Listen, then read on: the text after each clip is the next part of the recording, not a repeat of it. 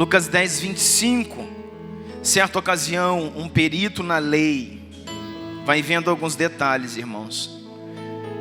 Esse é um texto altamente profético. Lucas 10, 25 diz: certa ocasião, um perito na lei levantou-se para pôr Jesus à prova e perguntou a ele: mestre, o que é preciso fazer para herdar a vida eterna? O que está escrito na lei? Respondeu Jesus: Como você a lê?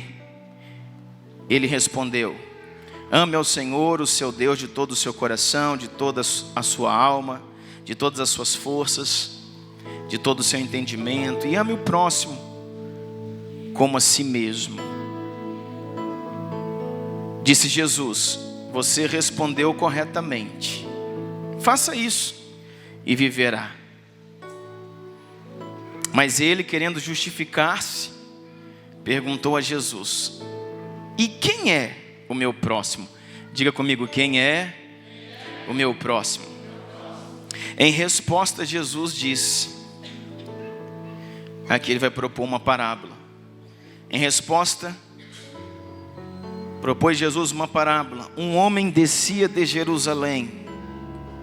Veja, um homem descia de Jerusalém para Jericó, quando caiu nas mãos dos assaltantes, e estes lhes tiraram as roupas e espancaram-no e se foram, deixando-o quase morto. Primeira parte do texto: um homem, Jerusalém, Jericó, quase morto. Guarde isso.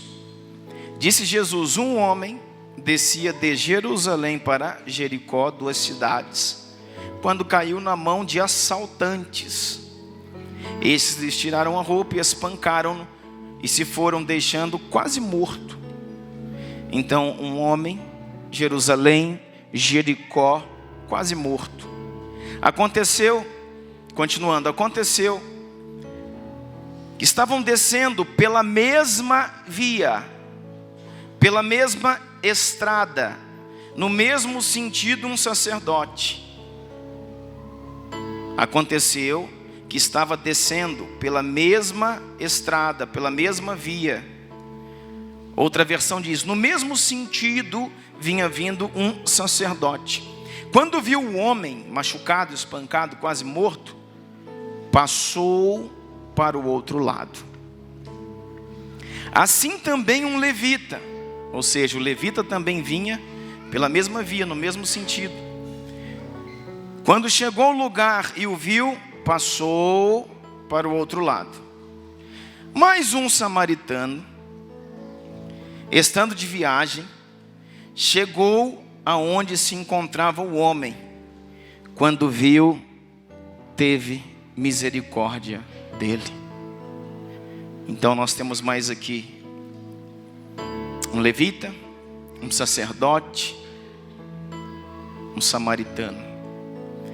Qual que é a importância desse versículo do samaritano? Mas um samaritano, estando de viagem, chegou aonde ele estava, ou seja, ele não estava necessariamente no mesmo sentido, talvez estivesse em sentido contrário. Vai guardando os mistérios da palavra. Teve misericórdia dele, aproximou-se, enfaixou-lhe as feridas, derramando nelas vinho e óleo. Aproximou-se, enfaixou-lhes as feridas, derramando nelas vinho e óleo. Mais 2 pontos importantes: vinho e óleo. Depois colocou sobre o seu próprio animal, levou-o para uma hospedaria e cuidou dele. Em outra versão diz: depois colocou sobre a sua cavalgadura, cavalo, jumento, mula, levou para uma hospedaria. Então aqui a gente tem um animal, a gente tem uma hospedaria. No dia seguinte, deu 2 denários ao hospedeiro. e disse-lhe. No dia seguinte deu 2 denários ao hospedeiro e disse-lhe: cuide dele. Mais um ponto importante: um hospedeiro e 2 denários. Cuide dele. Quando voltar, lhe pagarei todas as despesas que você tiver. Qual desses 3 você acha que foi o próximo do homem que caiu nas mãos dos assaltantes? Aquele que teve misericórdia dele, respondeu o perito na lei. Jesus lhe disse: vá e faça o mesmo.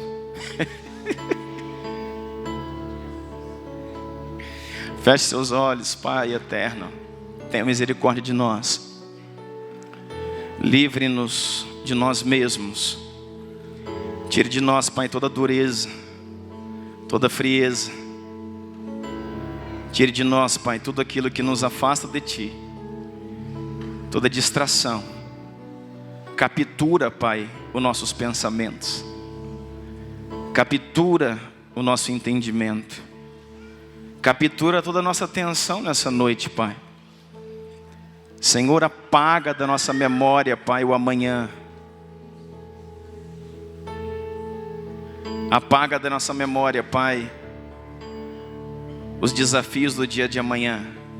Nesse momento, Pai, nos coloque apenas no hoje, no agora, e fale conosco ao nosso espírito, em nome de Jesus, amém? Eu queria que os diáconos me ajudassem com as crianças, fossem efetivos em me ajudar nisso, em nome de Jesus, amém, irmãos? Queridos, Lucas 10, verso 25 nos conta então uma parábola, aonde quando começamos aqui, um mestre da lei perguntou para Jesus: o que faço para herdar a vida eterna? E Jesus falou: você tem que guardar a lei. E ele falou: mas eu já guardo a lei é isso? E ele vai e expõe alguns pontos da lei, e o Senhor falou: sim, é isso mesmo, faça isso e você terá a vida eterna. Mas nos pontos que ele falou, falava sobre o próximo, sobre alguém que a palavra nos fala sobre ser o nosso próximo. E ele perguntou, querendo testar Jesus: quem é o nosso próximo? E Jesus então começa a falar para ele quem é o próximo. E aí eles propõem uma parábola. A parábola fala que um homem havia sido capturado, mas antes disso ele tinha saído de viagem de uma cidade chamada Jerusalém para Jericó. Essas cidades nos falam algo nessa parábola. Quando nós falávamos aqui, quando nós já estudamos aqui acerca de tantas coisas, quando nós falamos a respeito do livro de Esther, quando nós falamos sobre o livro de Ruth, nós sempre vemos essa cidade como sendo algo profético, falando ao nosso espírito. Jerusalém, irmão, sempre falou do lugar do propósito. Jerusalém é a cidade do grande rei. Jerusalém sempre falou de um lugar de bênção, sempre falou de um lugar de propósito. E a Bíblia fala que ele descia de Jerusalém para Jericó. E Jericó, embora tenha sido uma cidade que o Senhor deu vitória ao seu povo, né? Nós vimos isso lá quando as muralhas caíram e o seu povo entrou na terra de Canaã, que manava leite e mel. Foi uma cidade depois que foi amaldiçoada. No livro de Josué, no capítulo 6, se não me engano, você vai ver Josué trazendo uma palavra contra Jericó, dizendo que Jericó havia sido destruída e aqueles que reconstruíssem Jericó, aquele povo, aquele homem que tentasse reconstruir Jericó, pagaria, quando tivesse lançado os fundamentos da cidade, pagaria com a morte do primogênito. E quando tivesse colocado os portais da cidade, pagaria com a morte do seu filho mais moço, mais jovem. E se você for ver, depois não dá tempo de abrir, mas em 1 Reis, capítulo 16, depois você lê 1 Reis, capítulo 16, lá por volta do verso 30, por ali, você vai ver que acontece isso que está sendo dito aqui. Um homem vai, reconstrói a cidade de Jericó, e quando ele lançou os fundamentos da cidade, seu primogênito morreu.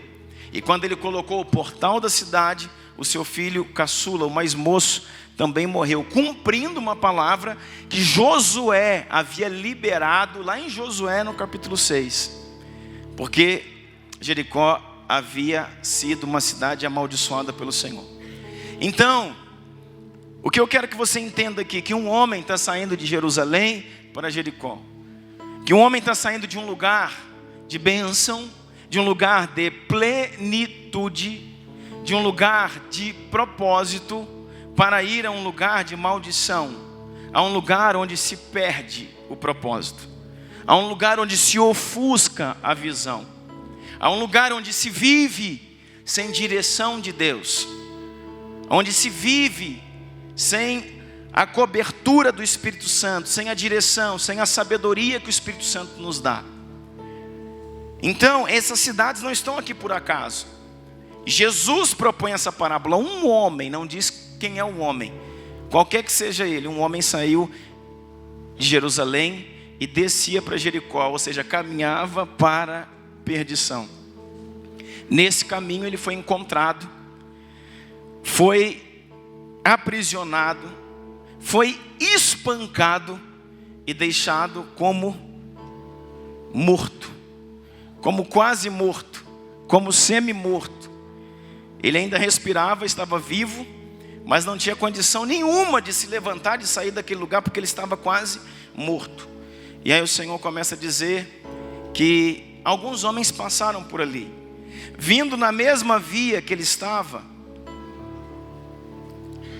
Essa caixa branca é aquele homem que está ali caído. Vindo na mesma direção, veio um sacerdote, e vendo aquele homem naquela situação, passou de largo. Ou seja, olhou, deu uma olhada, falou: tá mal, hein? Não sei se está morto, se está vivo. Pois é, mas o sacerdote passou de largo. Está na hora do meu culto. Está na hora da minha adoração. Está na hora da minha adoração. Está na hora do meu culto. Passou de largo. Vindo depois um levita, olhando aquele homem, falou: tá ruim, tá mal. Não sei se está morto, não sei se está vivo, parece que respira. Bateram muito, maltrataram muito esse homem, mas também passou de largo. Está na hora dos meus sacrifícios. O levita trocou de lado e passou.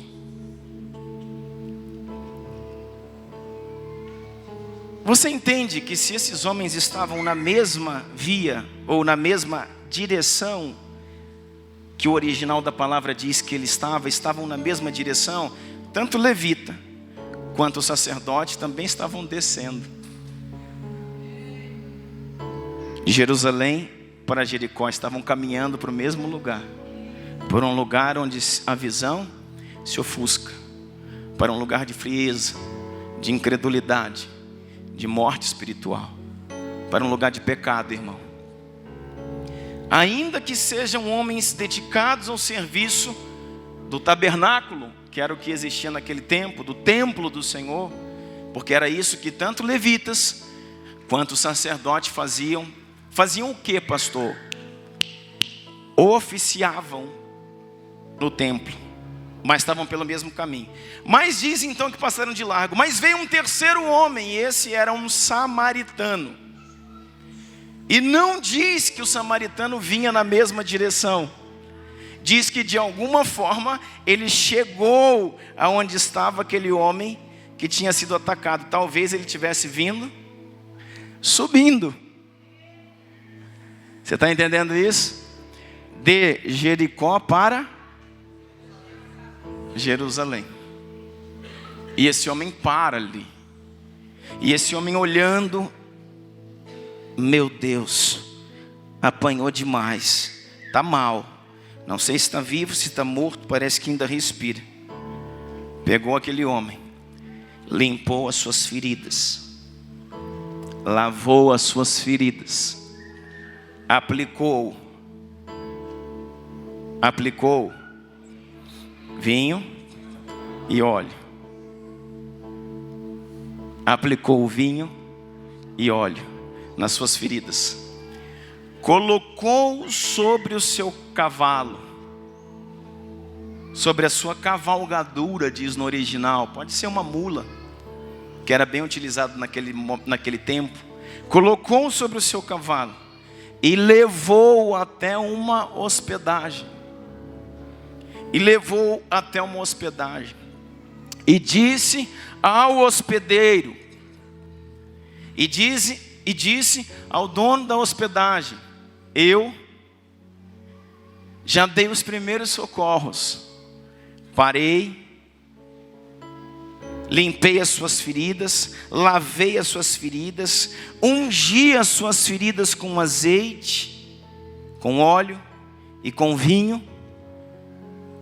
O ressuscitei, ele estava semi-morto, agora ele já está acordado. Eu quero deixá-lo aqui, porque eu preciso continuar minha viagem. Sei que agora ele não corre mais perigo de vida, porém precisa de acompanhamento. Eu falei que eu ia falar rápido, mas você precisa pegar o que eu estou falando.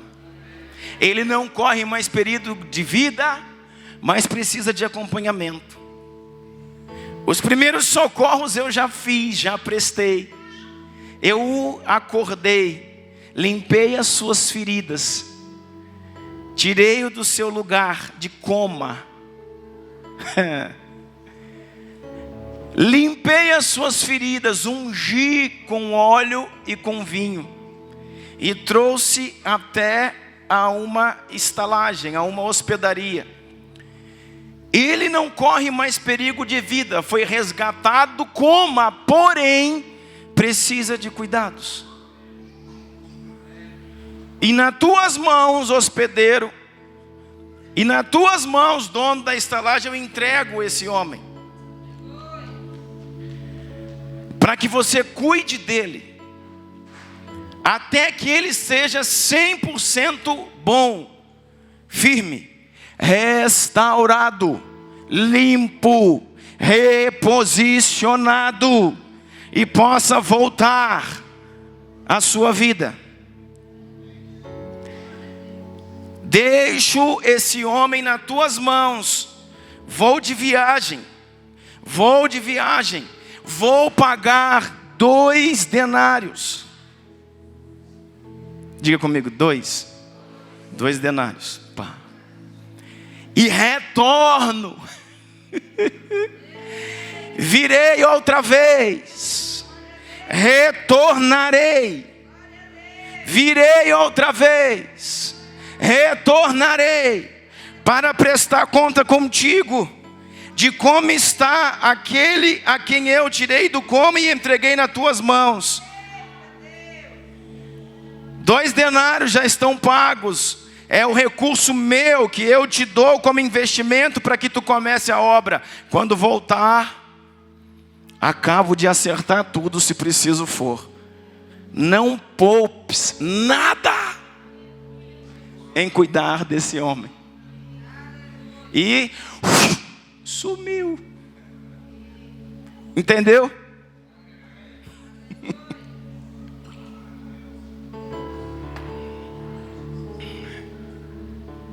Podemos orar e encerrar a mensagem?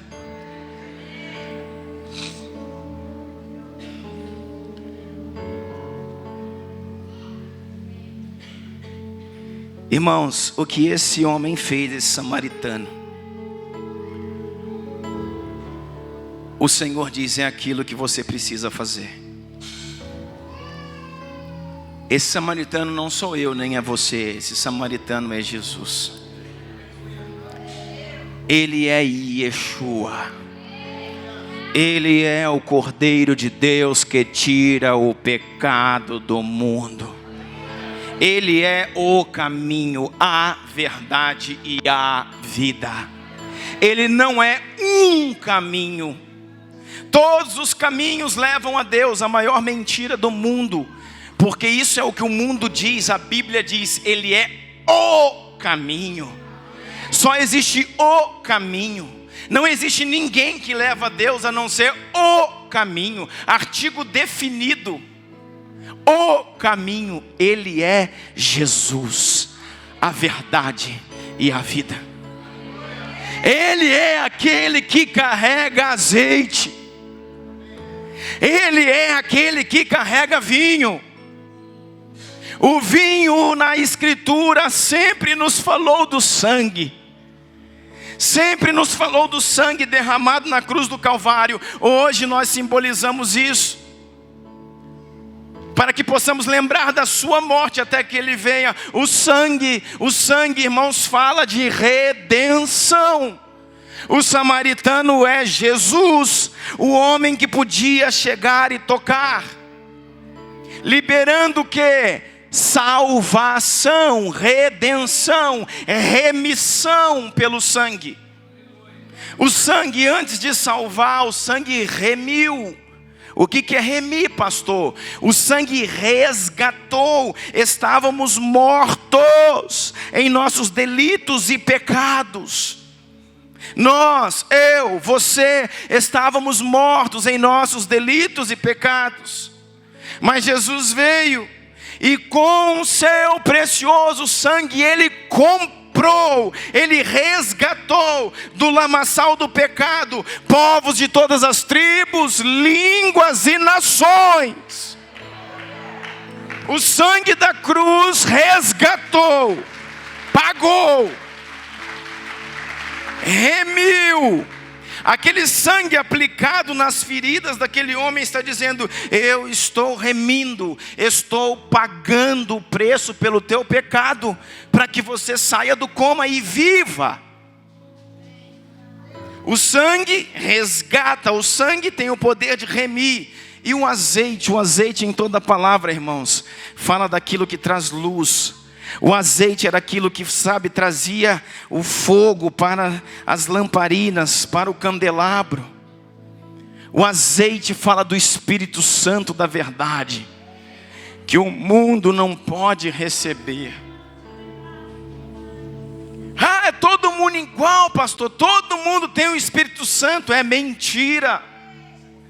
A Bíblia diz: o Espírito Santo da verdade, que o mundo não pode receber. E através desse Espírito Ele estará conosco todos os dias até a consumação dos séculos. Pronto, Ele foi lá e aplicou. Por quê? Porque o Espírito Santo, irmãos, traz restauração. O sangue nos resgata da morte, o sangue nos põe de pé novamente, mas o Espírito Santo nos traz restauração. A palavra do Senhor diz em Romano: e Ele nos ajudará em nossas fraquezas. O Espírito Santo é quem nos ajuda nas nossas fraquezas. Às vezes eu já estou na igreja, já estou na casa de Deus. Lembra do barco do Pedro? Já estou no barco, estou na casa de Deus. Por quê? Porque fui remido, resgatado pelo sangue. Porém, eu preciso de óleo. Não, você não entendeu. Eu preciso de óleo. Preciso de azeite. Porque o azeite é aquilo que faz queimar. O azeite é aquilo que incendeia. O azeite é aquilo que tira um homem, uma mulher de um estado de observador para ser uma tocha que arde, que queima, que ama, que adora, que se posiciona, que busca. Eu preciso de azeite. E nenhum homem pode me dar, a não ser o filho do carpinteiro. Randacastubielas. Foi lá e levou para a hospedaria e deixou lá. Sabe o que eu penso, irmãos, que é a hospedaria?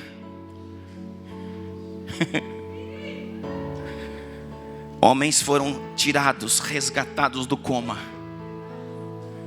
Homens foram removidos do coma e levados a uma hospedaria. A hospedaria é o lugar que recebe aqueles que são tirados do coma e que tem a responsabilidade de enchê-los de óleo.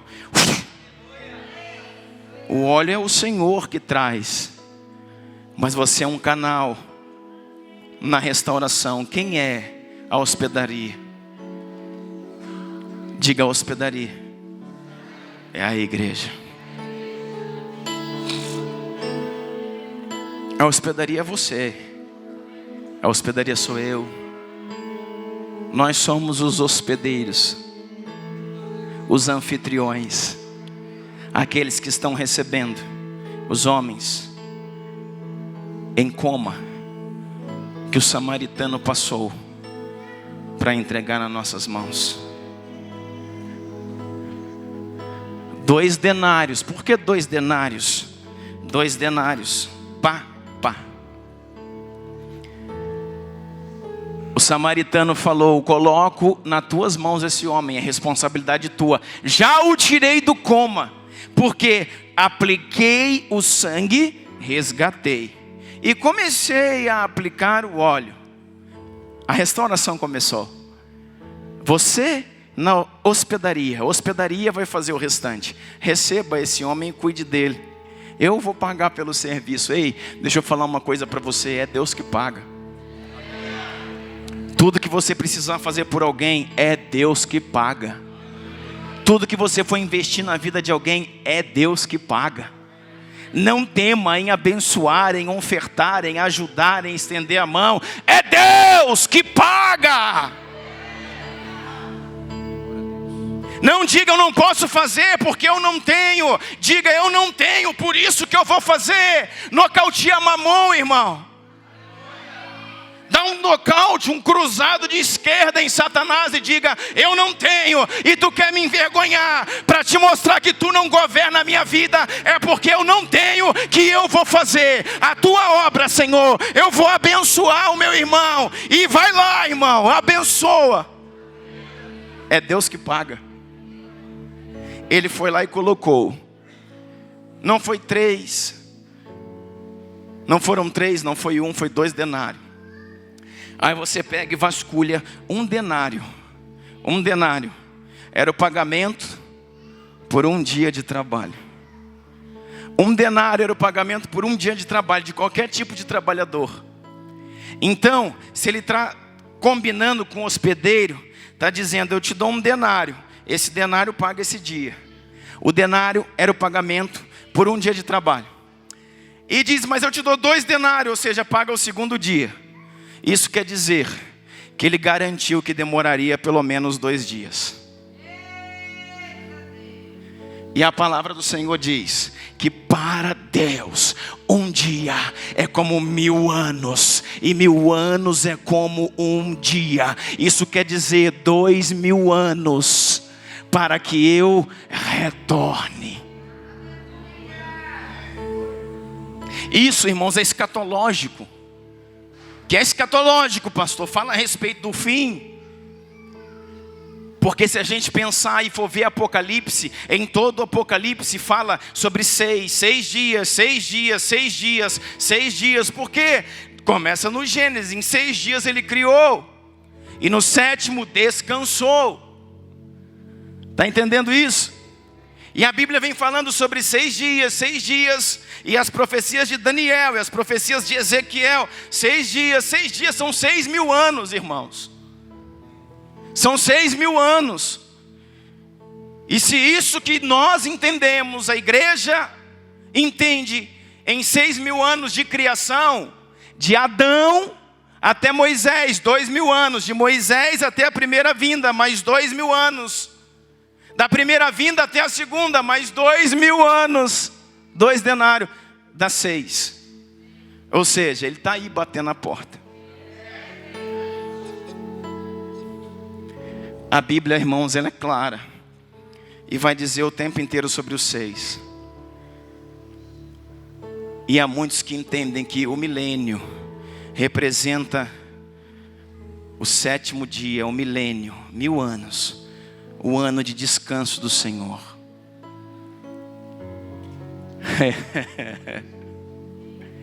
2 dias, cuide dele, eu volto. Eu volto. Você está entendendo isso? Foi deixado na nossa mão, irmãos. Aquele homem machucado, não fala de um homem em si. Aquele homem machucado, querido, fala de uma humanidade caída. Aquele homem machucado fala da natureza adâmica, da natureza caída de Adão. Fala da natureza caída de todo homem. Vamos simplificar. Simplifica, pastor. De todo homem que não entende ao Senhor, que não conhece profundamente a Deus. Esses homens têm natureza adâmica, a natureza da origem do pecado. Esse homem representa a natureza adâmica, representa uma humanidade caída. Por quê? Porque Satanás foi lá, o enganou, o espancou e o roubou. A Bíblia diz que Satanás veio para roubar, matar e destruir. E foi exatamente o que Satanás fez com Adão lá no Éden. Ele roubou, ele destruiu a identidade de Adão. Adão perdeu a identidade de filho, ele destruiu a identidade de Adão. O que mais que ele fez? Ele veio para roubar, matar e destruir. Ele destruiu a sua identidade. Ele roubou de Adão o quê? A vida que era de Deus. E o deixou quase morto. E se não fosse o samaritano chegar lá no Éden, Adão havia morrido. Mas o samaritano chegou, o filho do carpinteiro. Deus chegou, a Trindade chegou, Deus Pai, Deus Filho, Deus Espírito Santo. Falou: olha, vamos imolar um cordeiro. Então foi morto um cordeiro, vestido Adão. Mas eu quero que você entenda, irmãos, que aquele homem que está ali caído representa uma humanidade caída, que foi roubada por Satanás, que foi espancada por Satanás, que ficou quase morto. Uma humanidade caída, uma humanidade imersa no pecado. Homens sem propósito, que caminham largamente de Jerusalém para Jericó, até que o samaritano apareça,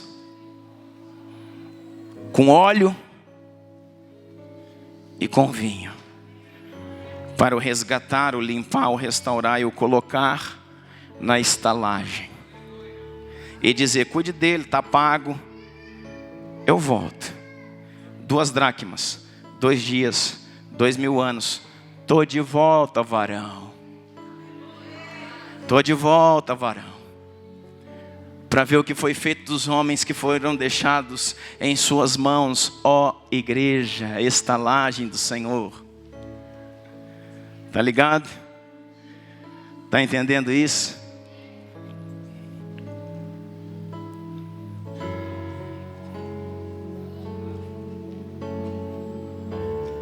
Uau!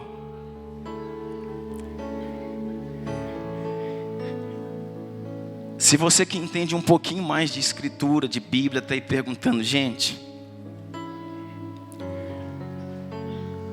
mas Jesus não pode ser o samaritano. Aí você tem que estudar a origem dos samaritanos. E você vai ver, irmãos, que depois, isso é bem rápido, é simples de entender, que depois de Davi vem Salomão. Depois que Salomão morre e o seu filho assume, os reinos vão se dividir. O reino unificado de Israel se divide. O reino de Israel, o reino do Senhor, se divide em 2 partes: reino do norte, reino do norte, reino do sul. Reino do norte de cima, o reino do sul de baixo. O reino do norte é chamado de Israel, e o reino do sul é chamado de Judá. O reino do norte tem agora uma capital, Samaria, e o reino do sul tem uma capital, Jerusalém. E o que eu tenho que saber isso, pastor? Irmão, tem tudo a ver com essa mensagem, essa aula que eu queria estar desenhando para você. Reino do norte, reino do sul. Lá é Israel, aqui é Judá. O reino do sul tem nome de Judá. Lá tem uma capital que eles escolheram, Samaria. Aqui tem uma capital que eles escolheram, Jerusalém. E aí, pastor, é lindo, maravilhoso. Por quê? Porque aqui estão os sacerdotes, e aqui no Reino do Sul, em Jerusalém, estão os levitas. Por quê? Porque em Samaria não tem sacerdote nem levita. Por quê?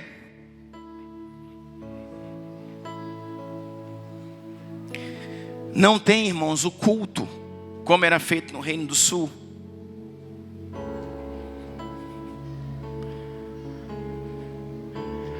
Aqui eles oficiavam no templo, quando eu falei para você, o templo do Senhor em Jerusalém. Em Jerusalém estava o templo. E eles na época de Jesus oficiavam, trabalhavam no templo. Quem? Tanto os sacerdotes quanto os levitas. E lá no Reino do Norte não tem templo. Lá onde eles adoram, num monte chamado Gerezim. Aí nós entendemos porque a mulher de João capítulo 4 conversa com Jesus. Aonde nós devemos adorar? Nossos pais adoram nesse monte, onde está o poço de Jacó. Nossos pais adoram no monte. Nossos pais adoram no Gerezim, no monte da adoração. Mas vocês dizem que é em Jerusalém, no templo, que precisa adorar. Aonde que é? Jesus não falou para a mulher samaritana de João 4. É lá no templo que vocês têm que adorar. Jesus falou, é chegada a hora, e essa hora já chegou, que os verdadeiros adoradores adorarão ao Pai em espírito e em verdade. Não interessa o lugar, interessa a adoração, o culto que é entregue a Jesus. Os meus olhos estão sobre a terra a procurar verdadeiros adoradores, Ramandô e Aliar Castia Rai, que adorem em espírito e em verdade. Aí aquela mulher falou, então não é o monte, nem é o templo, não. Por quê? Porque Jesus veio para nos constituir templo, mas depois a gente fala isso. Ele falou, a verdadeira adoração não está ligada ao templo, não está ligada ao monte, está ligado a ser em espírito e em verdade. É no vinho e no óleo, irmão. É no vinho e no óleo. Está entendendo isso? Então, e aí, pastor, o que tem a ver isso com a parábola? Tem a ver que aqui no Reino do Sul, Reino do Sul é o reino de Judá, capital é Jerusalém. O templo está aqui. Aqui tem o sacrifício, o incenso, está tudo aqui. Esses homens aqui entenderam que o culto era ligado ao templo, e aquilo que está fora do templo não é culto. Entendeu? E parece eu e você, irmão, que entendeu que culto é aquilo que faz aqui na igreja. Aí dança, aí canta, aí prega, aí ora. Mas o que está lá fora não é culto. Afinal de contas, não é terça nem quinta, não é domingo. Então, irmãos, você não cultua, irmãos, no domingo. Você cultua com a sua vida, em espírito e em verdade, de dia e de noite, a tempo e a fora de tempo.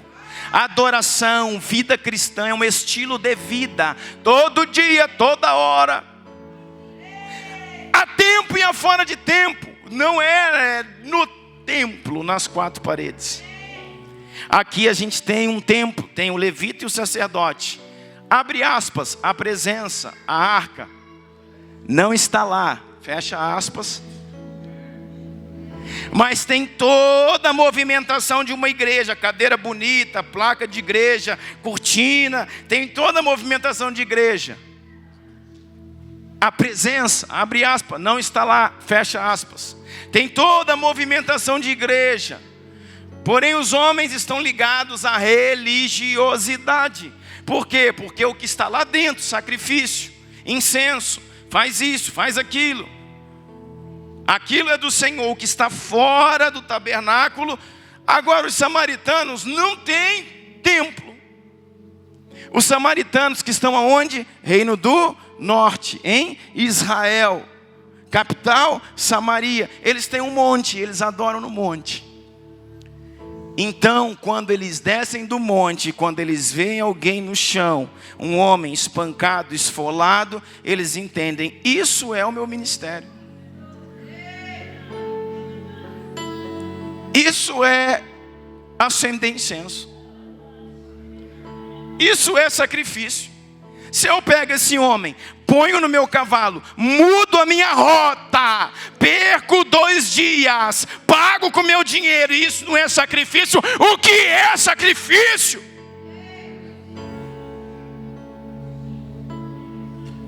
E os samaritanos entenderam. Estão cultuando de uma forma diferente. E por isso que eles simbolizam Jesus nessa parábola. Porque Jesus é do reino de Judá. Ou seja, ele é o leão da tribo de Judá. Então ele é do reino do sul. Ele veio daí, ele é de Judá. Porém, os samaritanos e os judeus nunca se deram, nunca combinaram. Eles brigavam. E João capítulo 4, a mulher samaritana também diz isso. Como tu, sendo um judeu, me dá água para beber, pede-me água para beber, que sou mulher samaritana.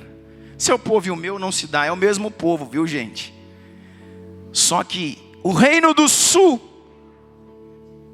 Judá, Jerusalém, discriminou o reino do norte. Por quê? Aí, irmãos, nós entramos numa linha fina. Tem que discriminar mesmo, porque eles se contaminaram. Presta atenção.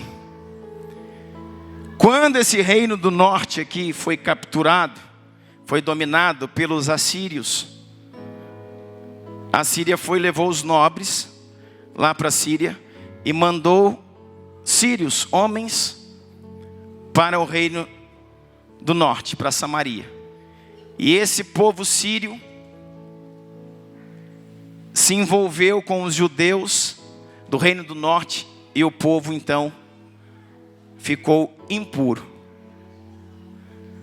Só que deixa eu falar uma coisa para você. Esses agora são judeus impuros. E agora o reino do sul, Jerusalém, fala: vocês não são nossos irmãos, vocês são impuros, porque vocês se envolveram com os sírios e fizeram uma miscigenação racial. Vocês viraram a miscelânea só. E vocês contaminaram a nossa lei. Para a lei, estava certo. Para o que Moisés escreveu, estava certo. Para Levítico, está certo.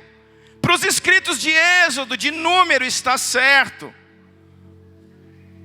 Mas a graça veio para incorporar os impuros, chamado de ímpios, a saber, sou eu e você, eu e você.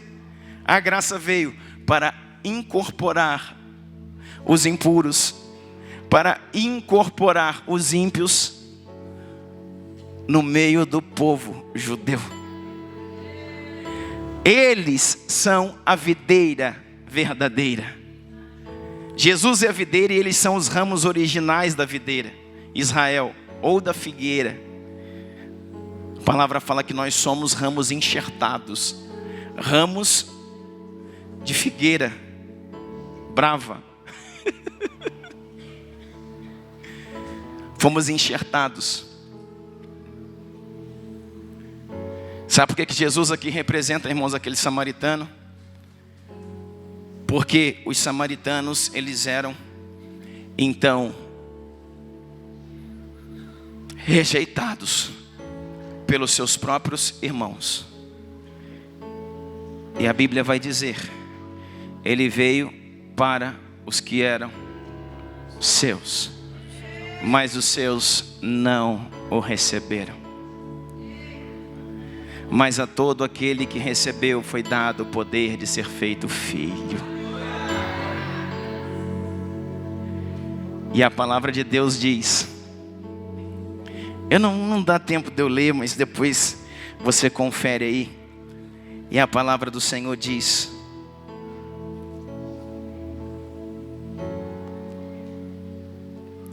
deixa eu achar o texto aqui. Efésios capítulo 2. Leia Efésios capítulo 2 inteiro. Mas o verso 16 diz assim: Ele veio reunir ou unificar num único corpo judeus e gentios. Ele, Jesus, veio para unificar, reunir num único corpo, igreja, judeus puros e os gentios. Quem fez isso, irmão? Quem fez isso lá em cima? Samaritanos.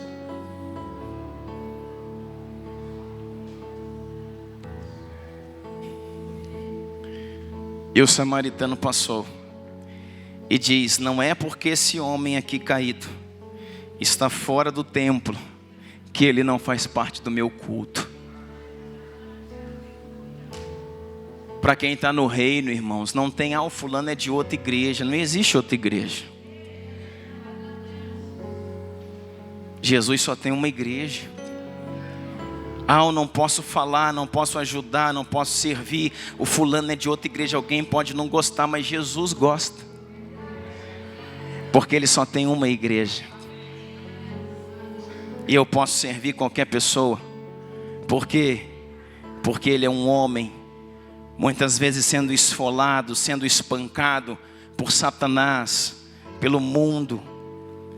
Muitas vezes com o casamento destruído, com a família indo embora, todo arrebentado nas mãos de Satanás. E tem muito sacerdote levita passando de largo. Mas o samaritano falou: vem cá, eu vou te ajudar. Vai me custar, mas eu vou te ajudar. Olha lá, puxou, opa, vem cá. Puxou a sua cavalgadura.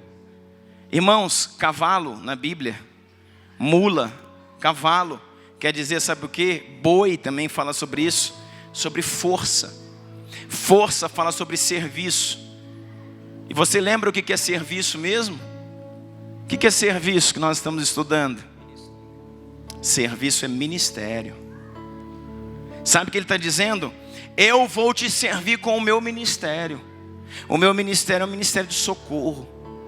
E eu vou pegar então o meu ministério, que é o meu cavalo, e vou colocar uma humanidade caída, ferida pelo pecado, roubada por Satanás e quase morta em coma. Eu vou, através do meu ministério, levá-la até a hospedaria, que é a igreja. Chegando na igreja, temos o entendimento que já recebemos. Já está pago o serviço. E cuida, irmão, porque é só 2 denários que foi pago. Representa 2 dias, que representam 2.000 anos, que totalizam 6.000, de todo o tempo da humanidade até a segunda vinda de Cristo. Ei, está vencendo, irmãos, o tempo. Nós estamos em 2019, pode ser hoje. As trombetas estão tocando.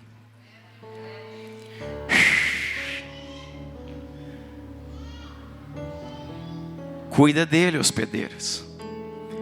Cuida deles, hospedaria. Cuide dos homens em coma que eu tenho colocado nas tuas mãos.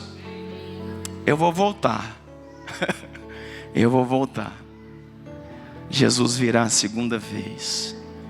E será como um relâmpago que sai do Oriente e se mostra no Ocidente. E será como um ladrão na noite, diz a Bíblia, que ninguém vê, quando viu já passou. Num piscar de olhos, abrir e fechar de olhos, o Senhor arrebatou a sua igreja, levou os salvos.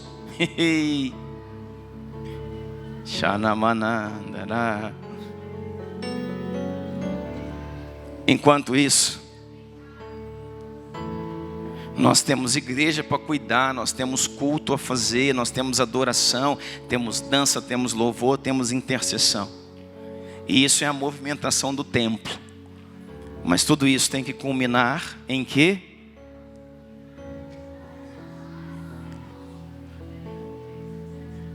Em cuidar dos em coma,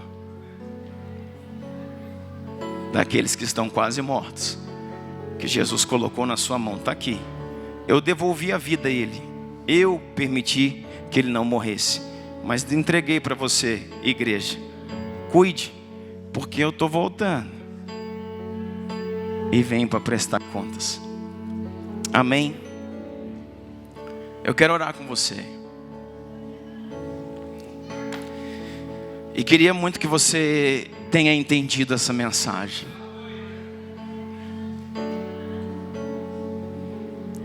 Que você lembre-se, poxa, muitas vezes eu não ajudei fulano, nem ciclano, nem beltrano, porque, tem nada a ver comigo, não é meu parente. Não é meu amigo, não é da minha igreja. Depois alguém acha ruim. Jesus só tem uma igreja. Se você entender isso, se essa palavra hoje não for vazia, domingo que vem, aqueles que precisam ser tocados vão estar aqui, porque você vai socorrer eles essa semana. Você vai tocá-los no trabalho, na escola, na faculdade, no serviço. Você vai tocá-los. Saímos dali esses dias, irmãos, né? Os meninos que foram entrando em cada Uber, em cada viagem, falando, semeando. Oramos com pessoas nos carros, oramos com pessoas no hotel, oramos com pessoas, semeamos na praia, falamos em cada lugar, porque para isso o Senhor nos chamou. Irmão, em nome de Jesus, tire os seus olhos do seu umbigo, do seu problema, da sua dificuldade, da sua crise. Olhe para aqueles que Deus está colocando ao seu lado. Sirva pessoas, ame pessoas, toque em pessoas, ajude pessoas, restaure pessoas. E tudo aquilo que você tem para ser feito, irmãos, muito rapidamente desapareceu. Deixe de orar pela sua causa e ore por outra causa. Se o que eu estou falando aqui foi entendido, irmão, terça-feira está todo mundo aqui orando e com visitante, na quinta está todo mundo na escola, no domingo nem se fala. Aí você vai trazer e nós vamos orar por aqueles que estão em coma no domingo, para que Deus possa restaurar essas vidas, na depressão, no vício, na solidão, na tristeza, na angústia. Esses que estão aí, irmãos, são filhos de Deus, o Senhor morreu por eles, e o Senhor está dizendo: eu já passei, derramei o vinho e derramei o azeite. Abra a porta da hospedagem, igreja. Quantos estão comigo? Fique de pé, vamos orar.